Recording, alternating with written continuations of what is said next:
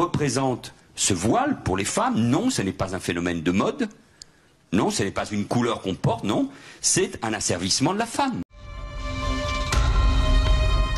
Bonjour. Et merci d'être avec nous. Plusieurs grandes enseignes de la mode se lancent dans des vêtements adaptés aux traditions musulmanes. Vous êtes ministre du droit des femmes. Absolument. Et c'est à ce titre-là d'ailleurs que j'en pense quelque chose. Parce que quand on enferme le corps des femmes sous des vêtements qui vont des orteils jusqu'au bout des doigts, l'enfermement global n'est pas loin pour elles derrière. Et puis certaines choisissent aussi.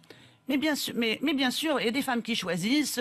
Il y avait des nègres africains, des nègres américains qui étaient pour l'esclavage. Hein, et puis il y a aussi vous toujours. Vous croyez pas, vous, une femme qui choisit mais je pense de porter le voile ou mais bien vous sûr croyez pas? Mais non, mais je crois que ces femmes sont pour beaucoup d'entre elles des militantes de l'islam politique. Et je les aborde comme des militantes, c'est-à-dire que je les affronte sur le plan des idées. Vous approuvez Marine Le Pen qui, à Beyrouth, a refusé de mettre un voile pour rencontrer le moufti de... Absolument. Absolument, madame.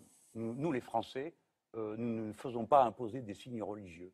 D'autant que, si j'ai bien compris ces explications, cette rencontre avait lieu en dehors du lieu de culte. Et par conséquent, ce monsieur n'avait aucun titre à essayer d'imposer à un Français, quel qu'il soit, un comportement qui ne convient pas. Est-ce qu'à Rome, il ne faut pas faire comme à Rome, comme les Romains? Non. Il faut faire comme les Français à Rome. Oui. Et attendez. Et encore une dernière question, puisque pour être très précis, sur KTO, la chaîne catholique, en mars 2015, vous avez déclaré « Le voile est un signe de soumission ». Est-ce que vous le pensez toujours? Ah bah oui. Du coup, de dire que ça veut dire implicitement que les femmes voilées ne sont pas libres, qu'aucune femme voilée ne peut porter le voile librement. Mais je les entends. Il y a il y a des femmes, des jeunes filles qui ont fait des études des fois, qui disent bah voilà, moi je suis libre de porter le voile. Il y en a même qui disent revendiquer librement le port de la burqa. Bon, je le sais, oui. Et pour autant, bah moi, je pense que ça n'enlève rien au caractère réactionnaire. Pourquoi cacher le corps de la femme? Parce qu'elle pose des questions, elle défend des principes qui sont incompatibles, dans une large mesure, avec les principes de la République française. Demandez voir à l'islam quelle conception de la laïcité il propage, ça n'existe pas.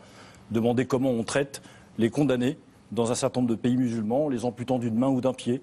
Tout ça n'existe pas dans notre République. Et donc, si je n'ai pas de problème avec les musulmans, nous avons un problème avec l'islam.